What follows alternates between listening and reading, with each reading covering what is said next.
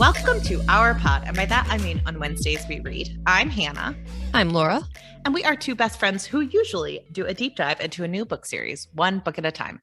However, today we are picking two best friends. Well, we're two best friends who are showing off some potential season 4 choices for everyone to join in on the discussion. We're dangling the bait. We're seeing what listeners think afterwards.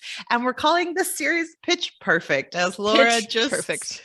Because all of our pitches will be perfect and not Laura and I going amazing. Aka awesome. Aka awesome. And they aren't like Laura and Hannah being like, so how are you gonna pitch? Are you gonna do this? Or are you definitely not like that? They're definitely we're very comfortable. We're prepared. We are not using Goodreads. Laura and I did not have a conversation of how do you pitch something you've never read before. We are never using Goodreads. We came up with these things all on our own. But yes, Hannah wrote one of the series. So I did. I'm just kidding. We're going to be doing Book of the Gods, Hannah's series that will never be done as she does this podcast for years and years and years. No, I'm trying my hardest to finish by January so some people can read them. But anyways, first book, and then let's do our Pitch Perfect episode. Laura, do you want me to start? 4 series. Yes. Oh, I'm sorry. I guess I could give people a breakdown. I just expect them to know what's on the inside of our heads. Yes. So, as you know, Laura and I started this podcast with Wheel of Time, which took over a year, and it was a long time. And then we did a Hannah's choice, which was the Poppy Wars. Mm-hmm. And then we did Laura's choice, or we will be doing Laura's choice, which is the Murderbot Diaries. And so for season 4, we thought we would just bring in everyone to kind of openly discuss and kind of see like a look behind the scenes of how we pick things. But we can't give up all the control. So Hannah and I picked 4 series each, and we're letting you choose from those because we need a modicum of some control here. We do need a modicum of some control, and we do have like veto power because I feel like it would be very easy for people to turn this into a pile. These are the options, and there are no other options beyond that, guys. Yes. Like one of these 8 options will be season 4, but we are not going to just don't even pitch anything else. We will not go rogue. We will stay consistent. Perfect. This is Pitch Perfect. These 8 series are perfect for us. Okay, perfect. But yes, it wasn't Pitch Mediocre. It's Pitch Perfect. So Laura and I developed 4 different choices each. We did not double check with each other. I had said maybe we could send them to Veronica to do a once over, and she said no. I think it's funnier if we're pitching the same series. And I said, think it'd be really funny if we both had the same series. And then we can do dueling pitches to see which one's more perfect. Which one should we go with? The one that you like or the one that I also like? So yes, but Laura, do you want to do the first pitch or do you want me to do the first pitch? You know, Hannah, I usually do the reading, watching, enjoying first. So you take the lead on this one. Okay. So my first pitch, I'm going a little rogue here. I wrote it down second, but I think I'm going to do it first because I'm worried that Laura may be pitching it as well. So I want to steal the spotlight. I am pitching Brandon Sanderson's Mistborn Saga. If you thought I was going to pitch that, you were totally wrong, Hannah. So I decided to pitch this. It is the only white male author I have on this list. Okay. But I wanted to give us a little bit of background context of why I chose this one.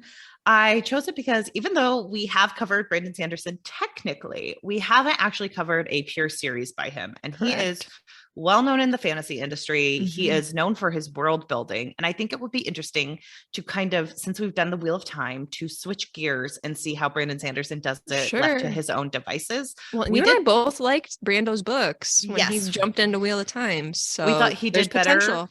Exactly. And I think like if he actually has characters he liked from the beginning, he's not going to ruin them, aka Matt.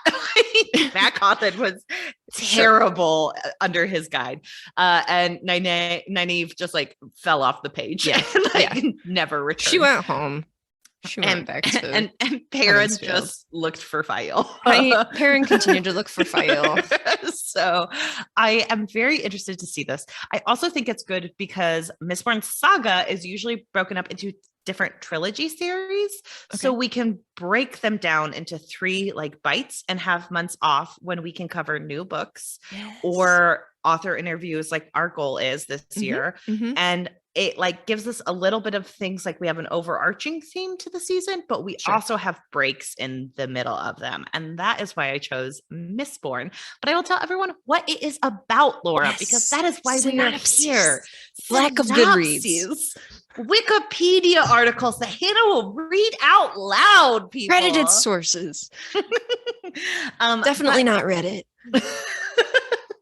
But Mistborn Saga is the first trilogy was published between 2006 and 2008. So that will be the first series we're covering with breaks in between. And it consists of the Final Empire, the Well of Ascension, and the Hero of Ages. And then they kind of continue with different series in between them that are even continuing on to 2025 and 2027. Okay. So that would be interesting because then we could return back to them throughout time and just grow with Brandon. Grow with him. Grow as we go. Grow as we go. The first Mistborn trilogy chronicles the efforts of a secret group of allomancers who attempt to overthrow a dystopian empire and establish themselves in a world covered by ash. So, and this has been called a masterpiece in every way. It doesn't just rise to the top of the fantasy genre. It actually redefines the fantasy genre to a lot of people. So it's a very different look at epic fantasy with a little bit more, it sounds like maybe a few more modern elements and a little bit more of like a faster pace. And like each of the series, I think, covers different people, covers different like ways of life and everything. And so I think it would be interesting to kind of delve into another like higher fantasy, but one that isn't just Rand. Yeah, sure. So with that is the first series I'm pitching. Do you have any questions for me about it? Not at the moment, but I do like the idea of splitting it up, having breaks in between. That appeals to me because you and I both know it was difficult to go just full bore on Wheel of Time. So yeah, longer series do scare me, but I do appreciate that. And I am intrigued by Brando Sando because he was a pretty good writer, honestly. Right? Even though he had to jump in at a terrible time, he really kind of carried that series to the end. And I think with his own work, there's nothing but going up, obviously. I have high hopes for his work. So great pitch. Thank you. I'm glad you liked it. Laura, what is your first pitch to me? Okay, so my first pitch is the Wayfarers series by Becky Chambers. Oh, I don't think I know this one. So you may have recognized the first book in the series, Long Way to a Small Angry Planet.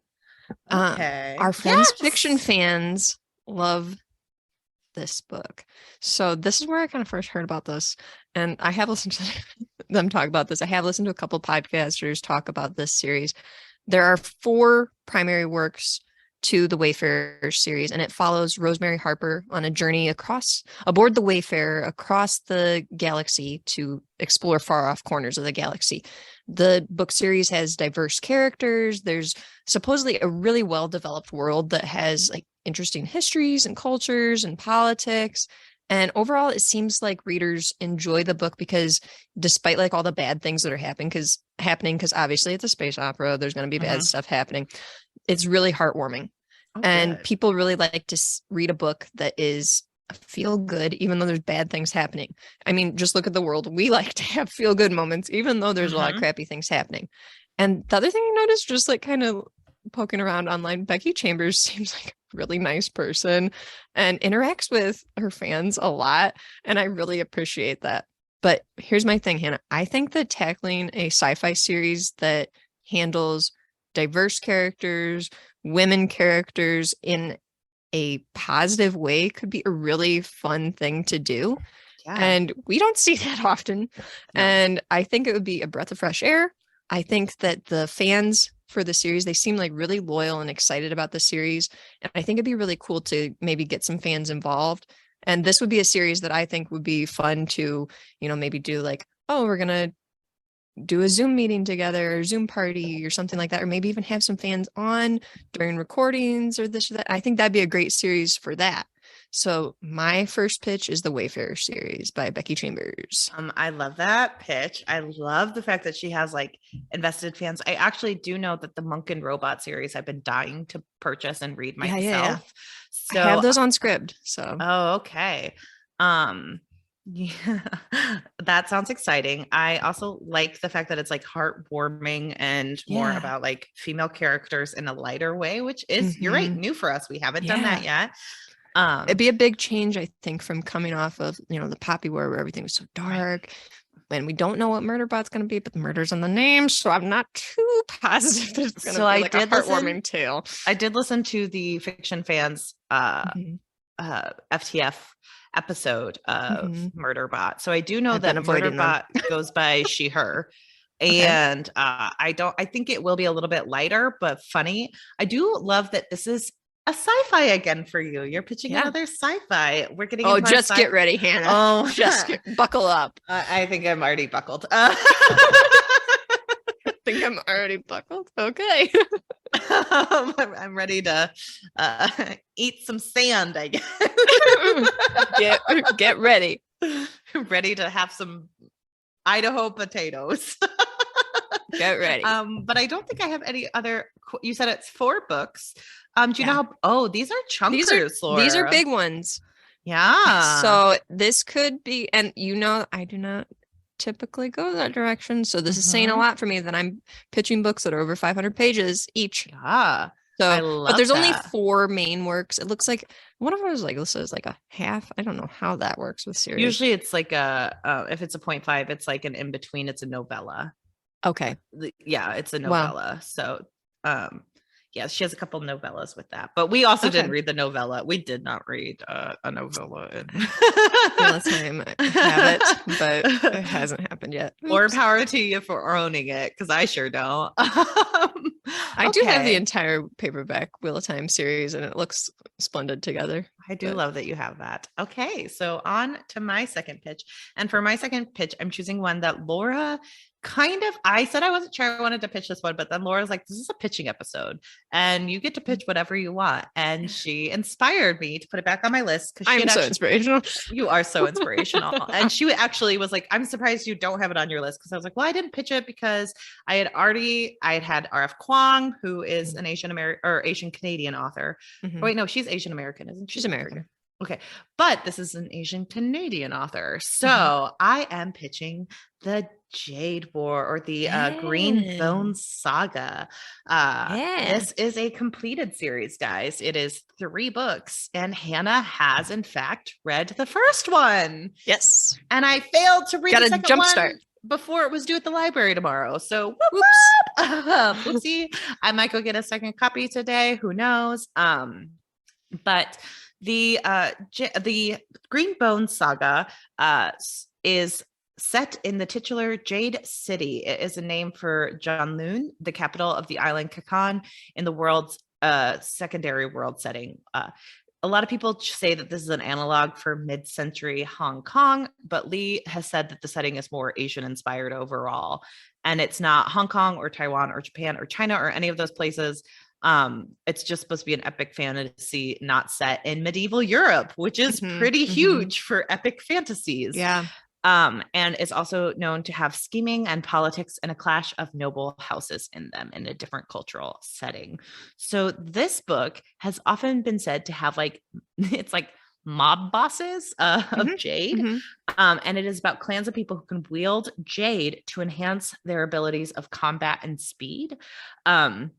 And Jade is often used, like there are certain people who can use Jade, there are certain people who cannot, and there are certain people who, like, if they use Jade, they become addicted to it, and it has almost like a drug-like euphoric experience for them that they can get addicted to. So there are a ton of elements of world building, a ton of world rules that I think is kind of new for us. Like, we haven't seen many magic systems quite like this before. Where they're explained, you mean? Yes, like they're usually a little bit There softer. was a magic system in Wheel of Time, but it's like, just forget about that. It works. There was also a magic system in the Poppy War, but again, just forget about that. Alton's awesome. Just forget about that. The events of Jade City take place a generation after the end of the Many Nations War, which is roughly analogous to World War II, during which a One Mountain Society, a national liberation movement, successfully fought to end foreign occupation in Kuang. After the war, a dispute over opening Kuang to international trade led to like a schism into many rival clans. So there are very specific rules. Clans cannot go into each other's territory. There is like a leader, and they're like right hand and left hand man. So there's a lot of like structure, and this follows one of the clan's family members, and we see like all their different POVs. We get inside their heads to see like how they see the world. They have a returning daughter, similar to like a prodigal daughter returning to the family. Son is a prodigal daughter. After being in what is pretty much United States for a while. They have the brother who is like the fearless leader, and then they have the hot-headed brother. So they have like some very specific bases. But as someone who read the first book, I very much enjoyed this book. I could see there's a lot of plot. There's a lot of good world building that I think would be helpful and new for us. And I also like that I could foresee different parts in the next 3 novels where you and I actually change our mind about who we like in specific novels versus who we don't like. Because I think that lots of people have different favorites, and lots of people have people who it's like, well, I understand why they did this, but why they did that makes me uncomfortable. And no one is inherently perfect, which is kind of our sweet spot. We do really well when it comes to flawed characters. We like the morally gray area. We do. And I just really liked that. I will go to my actual review of the book. And I said, I felt the saga would lead me to question each character in different moments, and I'm happy to be along for the ride. This is a great fantasy for those who love fantasy, or for those who aren't used to a fantasy world. Having fantasy elements like the Jade created certain powerful people in a modern world, and that was really well done. And that is also a reason I am pitching this, because it is more modern day, and I think that is very interesting for fantasy and something we have not done yet. We're modern people, modern day. We are ourselves so modern. Laura does not milk goats in the morning or anything like that. It's a very modern lifestyle. Obviously. Her mother does not refer to her as being like Amish or anything like that. Oh my gosh. That happened recently. It feels like it's a little on the surface for you. But Laura, do you have any questions for me about this book saga series has been on my TBR. It's been on my radar for a while. So even if we don't cover it right away, I'll probably read it. I mean, I do enjoy all the interviews that I have heard with Fonda Lee, and Fonda seems awesome. Heard Fonda on Ink to Film. So I think this could be really an interesting series, and really out of my realm, because I do not read a ton of fantasy, and a more modern fantasy like that is something that I have not really picked up in quite a while. I know. A good suggestion. Thank you. What is your next suggestion? Okay, so this is a little bit of an odd one. My suggestion for covering this one would be, because it is one long book around like 800 pages or so, it is in 3 separate parts, and you can get it as separate books. So I would suggest that we cover it in 3 parts, 1 part each month, if we get like the 1 book. But my suggestion is the Xenogenesis series, or Lilith's Brood by Octavia Butler. So I, a while ago, had asked people, hey, give me suggestions. I'm going to the library. What should I pick up? And author Stephen Hill on Instagram said, pick up Lilith's Brood. So I looked into it, and I was like, I'm not just going to pick this up. I want to cover this on my podcast. And let me read a synopsis to you. So Lilith Ayapo is in the Andes Mountains mourning the death of her family when war destroys the earth. Centuries later, she's resurrected by miraculously powerful unearthly beings called the Oankli. Driven by irresistible need to heal others, the Oankli are rescuing our dying planet by merging genetically with mankind. But Lilith and all of humanity must now share the world with uncanny, unimaginably alien creatures, their own children. Hannah, this sounds fascinating. I think that this would be so interesting to like dig into Butler's takes on ethics and culture and science, nature. And somebody commented on Goodreads and said, I get the impression that Butler does not like humanity. And I think that is such a fascinating observation from a reader to be like, this book was really good, but you can tell that the author does not like humanity. The conversations we could have about this series could be so broad and awesome. And these books get really high reviews wherever you look them up. Butler has won multiple awards for her work. And if we don't cover these in fourth season, I would like to cover them after that at some point. Like, this is a series that I'm like, I am going to throw myself out here on the tracks. We have to cover this series at some point because it sounds so, so good. Octavia Butler is like synonymous with awesome science fiction. So I would love to cover any of Butler's work, but this series is like really sticking out to me at the moment. So this is my second pitch. I'm actually currently reading Kindred. Yeah, I read the graphic novel of that. Yes, you did. I'm doing like a buddy read with a bunch of people on Instagram. Sure.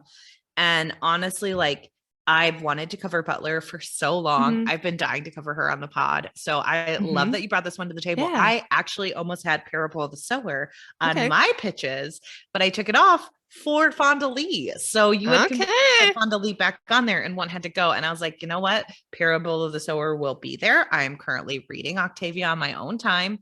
And I got you because I brought Octavia to the table. You brought her to the table and I'm so excited you did. I love this. What made you pick this one versus like any of her other series? Can I ask? Honestly, it was the recommendation that I got on Instagram to pick it up at the library. And if I had not gotten that recommendation, I probably wouldn't have looked into this book series because I only really knew about Kindred and Parable of the Sower. Right. So thank you, Stephen Helt, for putting this on my radar. Stephen Helt is author of the Amboy series. He's an indie author. Check him out on Instagram or I have Twitter. 2 of his books on my you won that giveaway. Yeah, I won a giveaway of the Amboy series, so I need to read those. Yeah, definitely check that out. And Stephen's got some good book recs, so I trust his judgment, and that's why I decided that I wanted to pitch this series. But that was really my main motivation for picking this series, was because of that recommendation and just kind of reading the synopsis. I was like, this sounds really, really good. Honestly, I love that. I love that you picked Butler. I'm dying to read her. So like that one, I think if you and I have been deciding this on our own without anyone else's input, I would have been like, done, let's do it. Okay.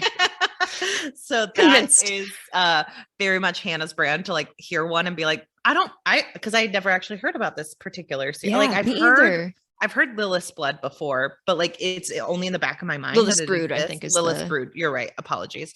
So it's been in the back of my mind, but I honestly hadn't like looked at the cover or anything. I just knew that it was a book by Butler. Sure. So I am excited that you pitched that one. Thank you so much. Yeah. What have you got next, Hannah? I have N.K. Jemisin's The Broken Earth trilogy. I knew it was coming. You knew I was going to pitch this one. I knew it was coming. This was the one. I thought you were going to pitch it first, but then I was kind of surprised, honestly, that you not pitched this first. But then when you got to the second one, I was like, maybe she's not going to pitch this. Maybe she's throwing me totally. But okay, go ahead, Hannah. I had to pitch this one. I've owned it for years. I bought the trilogy. Like I bought a box set of the trilogy. So You've been mentioning it for a while too. I have covered it on the podcast. It's been all over Laura and my text messages about like, I want to cover the Broken Earth trilogy eventually. And honestly, I didn't even know what this book was about. This book series was about until today. I just knew that I really wanted to cover Jemisin. I just think she is an interesting author and she has been at the forefront of a lot of fantasy talks and a lot of what she is doing. People seem to love her every time they read her. And so I would really love to join that conversation through the podcast and have like an entire discussion about her. She seems, relatively chill, but I read the synopsis for what the book is about and I was like, yeah, I do want to cover this. Like I was convinced. Yeah. Not even by my stubbornness. So the background for the series is that, the reason I picked it is because I really want to push myself to read it because I think I'm a little bit intimidated by this series. And I think reading it for the podcast is a good way. It's homework. We have to read it. And after reading Murderbot, after reading the synopsis of this, I think this is a much like darker look. And I do think it will lead us to similar discussions of what you just talked about with Butler about, Earth and losing Earth and climate change and all those things. So the 5th season, the first book, takes place on a planet with a single supercontinent called the Stillness. Every few centuries, its inhabitants enter what they call a fifth season of catastrophic climate change. So the series takes a look at how different ethnicities, caste systems, and species are affected by this. The New York Times has stated that the fifth season invites us to imagine a dismantling of the earth in both the literal and metaphorical sense. And NPR said that Jemisin is brilliant, and she illustrates the belief that, yes, imaginative world building is a vital element in fantasy, but also that every character is a world unto herself. And that is right up our alley. We love a good character. And I think looking at something like climate change could be a big old bummer, but it's the world we're living in. Right. But it would be fascinating to talk about, and maybe it would inspire some people to, go solar. I don't know. Exactly. And like so many authors admire Jemisin. I think she's just been she's everywhere right now. And anyone who's read her book kind of sings its praises. And so she's got a couple new books out right now that have been making some buzz on Bookstagram. Exactly. So I just think it would be a good time for us to do our first Jemisin. And this is her first series. So I do think that would be interesting to do. And I really am excited to read this book eventually, and I can't bring myself to just pick it off my shelf and read it. So this will make it happen. So Laura knew I was pitching this one. It's probably the hardest for me to pitch because it's the one that I feel some type of way about. Hannah's attached to this series. I'm attached to the series. I haven't even read it. I could read it and hate it, guys. And wouldn't that be interesting? But wouldn't that be interesting? Well, it would, because I was pushing for it so hard, and I was I really want to read that book. And then it's nope, never mind. I didn't like it. It wasn't for me. But I do like looking at I think it's a good mix of science fiction and fantasy. And I think that's also kind of new for us. It's not one or the other. So that is my third one. So Laura, what is your third pitch? Oh, wait, did you have any questions for me? I don't have any questions because I know about that series. So it's also been on my radar because you've been talking about it a lot. I've looked into the author her hear the end of it. I've known about these books for quite a while. The author did have some controversy that people should look into. I looked into it, and I still felt comfortable pitching her just because I think based on the controversy, it seemed like it was a situation where what she said wasn't as well researched, and she kind of hedged her bets about something where she commented on an author and then later was well, if you look at what I said, I hadn't read the book, and I was just saying if the author did this, then this, and people took it to mean that she meant that about that author. And I think that is something that many people do on Twitter. So I was still comfortable pitching her, but I do understand people who have a problem with the way she reacted. So look up the controversy yourself, read about it, and make your own decisions. I am not here to make anyone's decision, and I'm here to be corrected if you think I should be corrected. But that is my stance on it. So just so you know. Yeah. Thanks for the info. Yeah. So Hannah, my next pitch, sticking with my sci-fi theme. We both knew this one was coming. Everyone knew this was coming. Everyone knew. Everyone knew it. Everyone knew it. Everyone will choose it. I know it's going to happen. This is what is going to be our fourth season. I know it. Dune by Frank Herbert. Hannah, we read the first book. I knew it. I knew you were going to pitch this one. Even when we said we should pitch book series and not tell each other what the books are, I immediately said, I picked Dune. And you kind of knew about it. I don't know if you thought I was joking, but I was dead serious. I was pitching Dune. Until last time we were recording together, and you were like, Hannah knows which one I'm picking. And I'm like, I do. And then later you had posted something along the lines of Dune, and I was like, I do. Dune has been on my brain. Hannah, you know that I had a phenomena at our local bookstore where the second book just fell into my bag and was purchased accidentally. This book has been calling out to me. This series has been calling out to me. We've read the first one. There's so many things happening in the Dune universe at the moment with the new movie. There's so many different podcasts, people to collab with and everything. The fans are there. I mean, there's a lot of things that we could do. There are people who greatly enjoy those books. Here's the thing. From what we know, and we know a handful of things about this series, things go off the rails. And it could be a lot of fun to talk about those things. Also, there are some interesting things that happen in the series, with environmentalism, political intrigue, the abilities that the Bene Gesserit have and the spice. Fat phobia. And that's what I was going to mention. There are a lot of things that fans overlook. The fat phobia, the homophobia, the agency of women, colonialism, like all of these things I don't think are talked about enough. So I'm like, we could add some fresh perspectives, just like they're trying to add some fresh perspectives with the movies, and we could also watch some of the older movies. We could look into some of the comic series as bonus episodes. There are so many things that we could do with this. So obviously we'd take breaks in our houses. Obviously we would take breaks. We would have to take breaks. But I think this series could really be a lot of fun if we played it right. And I think that we have to, at some point, cover Dune. I have questions. Hannah, I don't know why the characters are named certain things. That I can't answer those questions. Duncan, Idaho, I don't know why he's named that. That's not my question. Oh.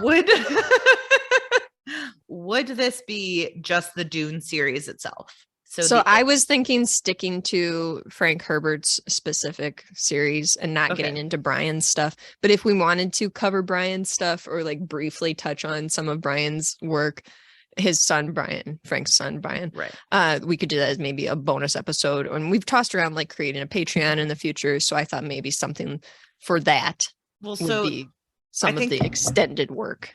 Part of this is I have a hard time because I do not understand how this series is formed. Because you have the Dune series and then you have the Dune universe, and the Dune universe has the Duneverse. Yes. Get it right. Okay, the Duneverse. In the Duneverse, there are 19 primary works with 26 total works. So I see 6 works.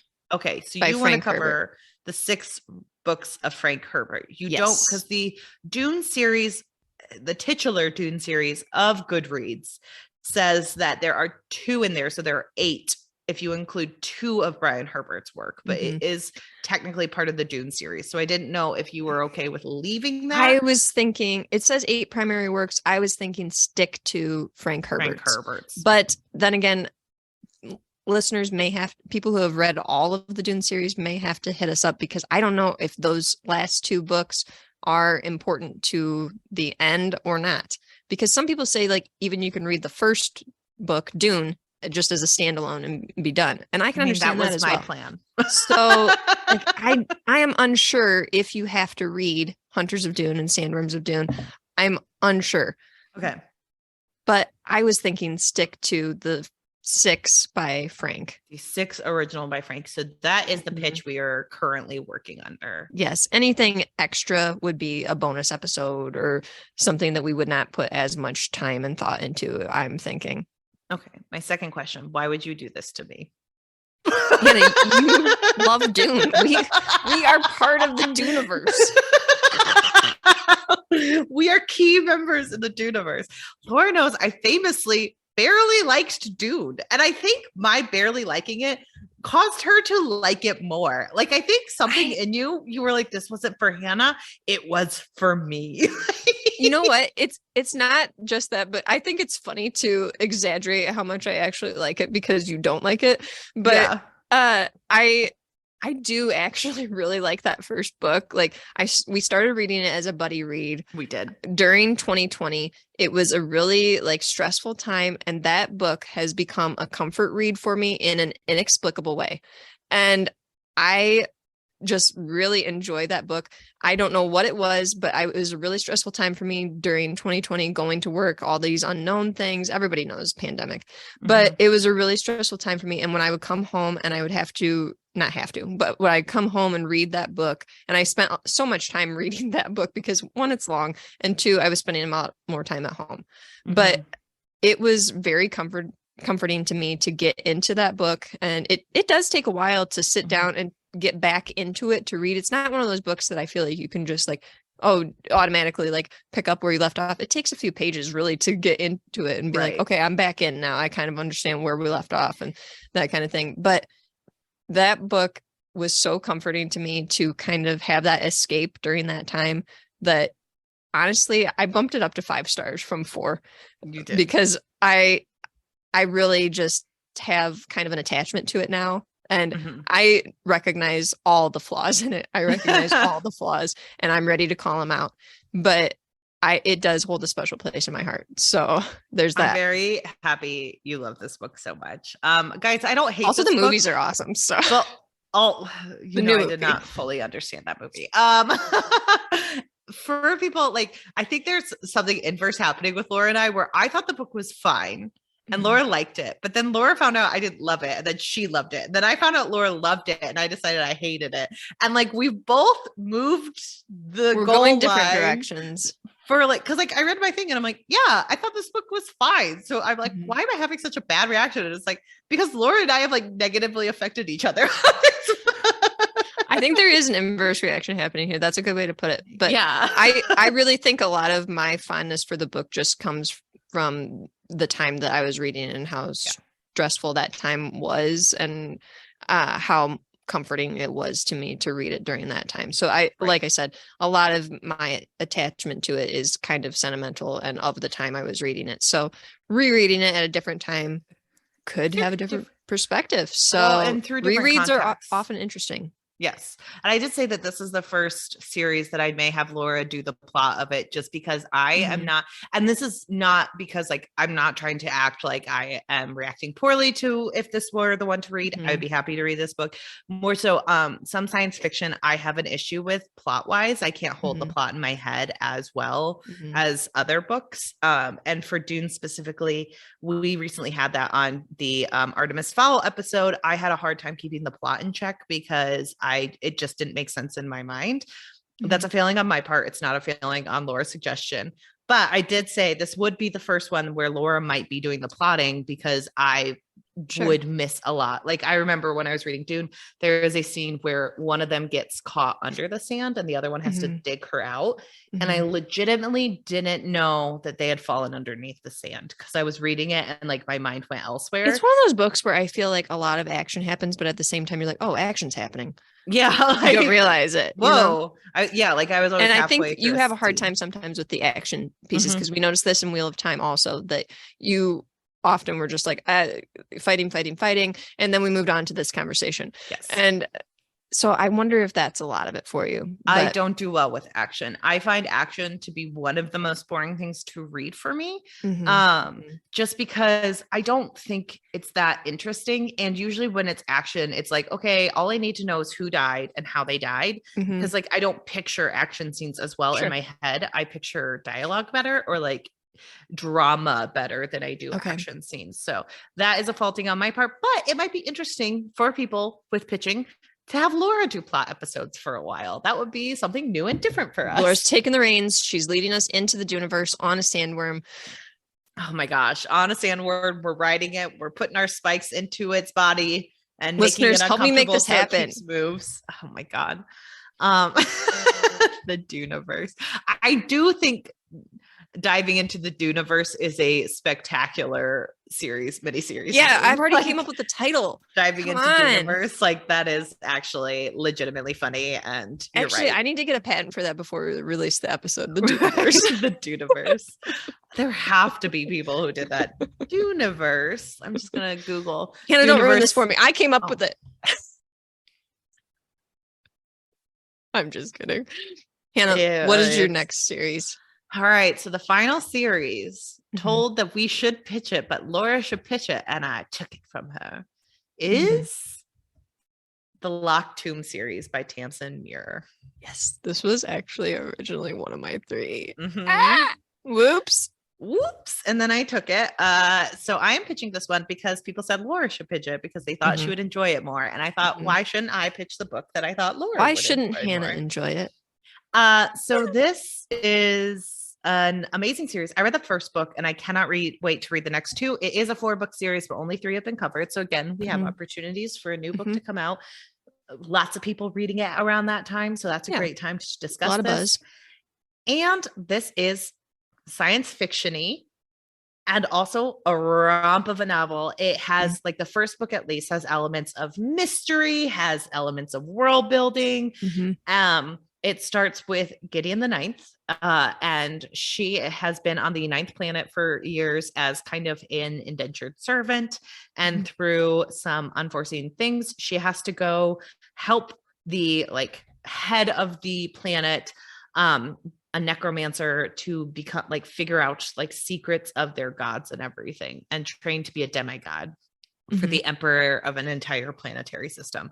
So they go to this planet and they're studying, and things keep happening and people keep dying, and it's all this big mystery. I enjoyed this book so much, and I heard the second book is like, it shifts in such a unique way that I think we would love talking about it. Like, I just think we would enjoy the way Tamsyn Muir writes and the way she's shifting things around. I think she's doing very unique storytelling, and I can't wait to read the second novel. It's been shortlisted on my TBR that I've just never gotten to it because I'm terrible at reading books I own. But I knew you read the first one because you talked about it on the pod, actually. I did. And I just liked it a lot. I really like Gideon. I think she's amazing. I think she's a very interesting character to discuss. And I think that there are enough changes to the novel where it's like, whoa. I will say that like people who haven't read the novel, it will be hard for them to listen to the episodes because we are ruining a mystery. And that is my only like nit where it's like, people will have to read them. But most people have to read the novels to listen to our plot episodes anyway. It's just, since this is a mystery, it's almost like ruining the fun of like whodunit almost. Sure. And we all know Laura loves a good whodunit. So I do. I also just think that this is an interesting world building. We're dealing with necromancy. We're building with planetary systems. And like, I think there would just be so much interesting research for why Muir made the decision she made. And Tor.com turned me down for an ARC copy of Lona the Ninth and a NetGalley copy. So I would very much like to have like a, hey, we did an entire series on this. Please give us one of these books ahead of time. Come on. You were so wrong, NetGalley. You were so wrong. You should have known. I mean, I'm not going to say that I took that to heart, but I took it to heart. And I'm not going to say I took it personally, but I am taking it personally. And I took that personally. Okay. But I honestly denied me for this book. And I specifically told you not to. Our favorite repeat joke is saying that to each other. I've noticed that on the podcast. You and I say that to each other so much. When I specifically asked you not to, funniest line from Office. But I do think it is so interesting, confusing, and interesting. Like, I just think talking about it long term would be fascinating. Yeah, and a little bit fun because it's a little bit more rompy than I think we're used to. Are these kind of chunky books? They're not too, I mean, they're like 450 page books, but that's like, I mean, it's a little bit of a block, but it's not that deep. Like, I don't think it would be a huge. Wheel of Time is bigger. So Wheel of Time is so much bigger. And these are only 4 books as opposed to 14. So sure. Do you have any questions for me? I don't have questions. That's another one that was on my TBR. Like, you're pitching some pretty good ones here that are on my TBR that have been on my radar. That one was one. Remember, we talked in our Wheel of Time episode, like, who would we pick to write Wheel of Time again? Yeah. And I picked that author because I had heard some things about that series and I was like, this sounds cool. I think that Muir could do it. So I'm in. All right. And I was going to pitch this one anyways. So I know. I had to change things up. And speaking of changing up, Laura, what is your last series? My last series that I'm going to pitch, they said I could not be trusted to do it, but I am trying to prove myself as a trustworthy person. And so I am pitching the Dresden Files by Jim Butcher. Bum, bum, bum. Blasphemy. Just kidding. How dare you? When I specifically asked you not to. Remember when we just said we like short series? I'm pitching a lot. So many books. The Dresden Files tells the story of Harry Blackstone, Copperfield, Dresden, too many names, but whatever, Chicago's first and only wizard PI. Hannah, you love a great fantasy. I enjoy mysteries. This is meant to be. Both of us are from Illinois. You previously lived in Chicago, so that could be interesting to cover because we would have some insider info on the city and locations because the author, Jim Butcher, he's from Missouri. I don't know how he knows so much about Chicago. Maybe he lived there at one point, but people from Missouri are always driving to Chicago to see the city, Laura. How do they? I live in the state, not that far away. I never drive in to see the city. That's because you live in Illinois, though. In Missouri, it's like, do I want to go to St. Louis or do I want to go to Chicago? Interesting. Anyways, I don't know. I digress. There is truly no shortage of material. 17 Kids and Counting. There is a TV series. And I'm not just talking about the TLC. There are 17 Dresden File books so far, and there's also a TV there were series 23. So is there? I just looked it up. No. 17. I thought I was wrong. There's 17, but I just thought that there was more. But there's more coming out. As of this recording, there are 17 books. There are so many options in terms of like what we could do when it comes to covering this. And also, a fun fact, I looked this up. The original title for these books was not going to be the Dresden Files. It was going to be Semi-Auto Magic, which I could not let go of. Oh my gosh, that would be the name of our mini series. Come on. Semi-Auto Magic. I am getting into the semi-auto magic. Come on. So here's another reason that I think it would be interesting to cover this series, the women. Dresden encounters so many women in this series. He has lovers, there's villains that are women. There are all sorts of different women in this book series. And I know that people are like, oh yeah, well, at least he portrays women. It would be interesting to get our takes on this and see like how we feel about the portrayal. That is true. But the problem is, Hannah, this could also lead to our demise because the Dresden Files has a huge, huge, huge fandom. Yes, and I am a little afraid of what could happen to this podcast and our ratings if we did not enjoy this book series. This would be one that we definitely have to take breaks for. It is so long. So long. But it would really be some interesting conversations. And honestly, we keep joking about it and throwing it around, but I am a little intrigued. There's a reason that things get hyped sometimes, and I'm like, there's got to be something to this. So maybe we'll have to read it. So people know this. Hannah didn't ever watch Buffy in her lifetime, but she was a huge fan of Angel, which was about a detective agency with vampires. So Hannah's already into this. Also, we have had so many people. We have a close friend who has pitched us this series. Yeah. We have had number 2 fan Passett, and even one of the winners of our indie mission sent us a message on our pod after listening to all the indie mission episodes and said, I want to also recommend Jim Butcher. And this is coming from a woman. Gasp. Who could have known? This is shocking. The second sentence is, my husband made me read all the Dresden books. So she also got pushed into it by men. Very brave. The thing is, it might not become On Wednesdays We Read anymore. It might become Semi-Auto Magic, the podcast. Oh my God. Yes. I'm so sorry. Whole podcast could change directions if we start to go down this universe. Again, Harry Blackstone, Copperfield, Dresden, too many names, but it could be a really interesting direction to go for the podcast. I do see the potential here. I see it. Every time you say auto magic, I keep wanting to say, why is Grease lightning? Semi-auto magic. It's semi-auto magic. Oh no. Keep talking. We'll keep talking. Dresden. But she says the first few books aren't the best, but the series gets better as it goes along. Harry Dresden is just a man's man type character, though, and describes every woman he meets as having modest excruciating detail, apparently. But she always has modest breasts, which I want to know what it's like to have modest breasts. Are they shy? I would also like to know. Do they just put themselves away? If it's a low cut top, they blush. I don't understand. And says it's moderately annoying and kind of amusing all at once. So this is a series that everyone has asked us to read, mostly because I think it would be funny to watch us roll our eyes. But also, again, listeners, this could be our demise. So think about that. We could lead to our demise. Tanked in the ratings because people found out. We currently have 5 ratings. This could be 400 1-star ratings if we do this. Legit. This is a huge fandom. Hannah's boyfriend saw Jim Butcher's and was like, I loved that book series. And I was like, cool. I'm never going to read those until our pod makes me. So I saw them at the bookstore and I did a little mini scream like go the other direction.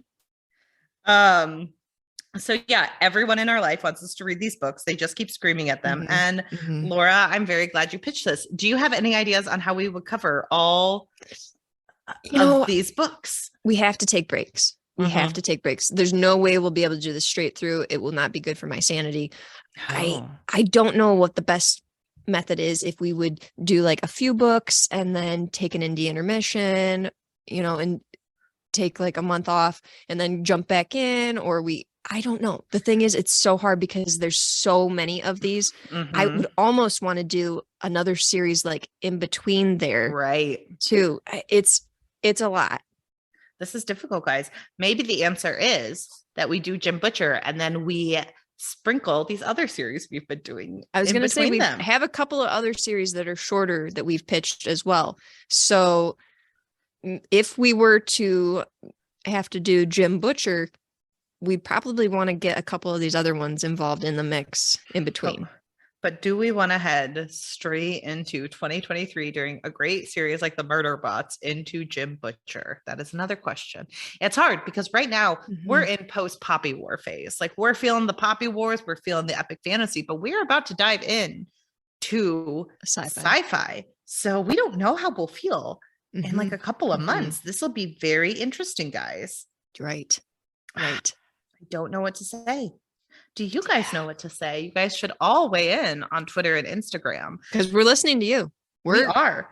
We're taking your suggestions. You guys are going to pick. I mean, if Twitter still exists when this episode comes out, because we are doing this a little bit early. Instagram, hopefully it will still be around. Yes. So you could definitely find us on Instagram or email us at ourpod. That's owrpod@gmail.com. Or you can go to our website where I'm sure we will be posting a little mini blog post about the many series we just pitched for Pitch Perfect. And you can comment on the website to have your voice heard for what our next series should be. We're really excited to like include other people into this conversation. It hasn't happened yet. So like, this is very new for us. We're like, Laura kind of picked Murderbot after hearing a little bit about it and wanting to go like a more sci-fi route. I picked Poppy War because I'd seen it all over Bookstagram and I was really interested in reading it. So I think and I really wanted to do not white man fantasy. So I think that this next series will be really interesting for us. It's a little bit our fourth newer. Season's kind of out there up for grabs, and it'll be interesting to see what way this all goes. Anything can happen, guys. Anything can happen. Including Jim Butcher, apparently. Including Brando Sando. including Dune. So many. It's all in your guys' hands. I'm somewhat afraid. I'm very afraid. I am very afraid that I will be reading a white man after this. And it kind of sounds like I might be. So I'm very afraid that we'll be reading Jim Butcher the rest of our lives. Right? It'll just take forever and ever. Like he's gonna produce these faster than we'll be able to get through them on the podcast. Oh yeah, for sure. Because we cover one book a month. Like I think if we did Jim Butcher, he's writing one book a month, so there's no way that we're gonna be able to keep up with his pace. I think we would almost have to do like one book every 3 weeks because like we don't want to read a Jim Butcher novel every other week for our own mental health. But I do think we would need to be like, no, it's a 3 week. We're not doing this. We're not spending, but that is still like over a year's worth of episodes, guys. Like, or shockingly, what if we love them? What if we're like, you know what? He actually described breasts so accurately that my breasts are modest. I never thought about it that way. I don't know why, but the way that he described them made more sense than anything I've ever heard. So it's possible. Yeah, if we cover all 19 books at 3 books a week, it would take us 57 weeks. That is over a year of just Jim Butcher. We would need breaks, guys. We would probably take breaks every 3 to 5 books, I would say. I would say so. Yeah, 3 books, take a break. We want to get some more indie authors in. We want to cover some indie books. We wanted to do some author interviews. So we want to get some other things in the mix as well. So a long series like this does make it a little bit difficult for us. Right. So we'd probably be taking like 3 books, take a break, that kind of thing. Or even changing the format of our episodes where we would have to be like, we're not doing a plot breakdown. We're just discussing a book and we're just maybe. Yeah. So there are different ways of doing this, guys. Let us know what you think or how we could do one of these series successfully. We're not saying we're open to breaking the mold on whatever works for each series. It's like we're doing a Murderbot every other week. So we're covering 2 of those books a month. So it's not like a hard and fast rule, guys. It's just whatever works for the podcast and works for our listeners. Series. Yeah. So we're open to anything. Let us know. You know where to find us. And please, is there anything else you want to do before I close out and I tell people? I don't know. Do we have any way that we know we're going to vote on this or anything? I feel like we'll have to, again, if Twitter is around. For people who know, if Twitter is around, we'll probably have voting on Twitter. We will probably also do some voting on Instagram.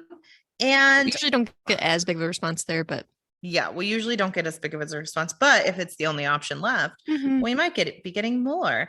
And we might also just do some like email us, tell us what you're voting for and why.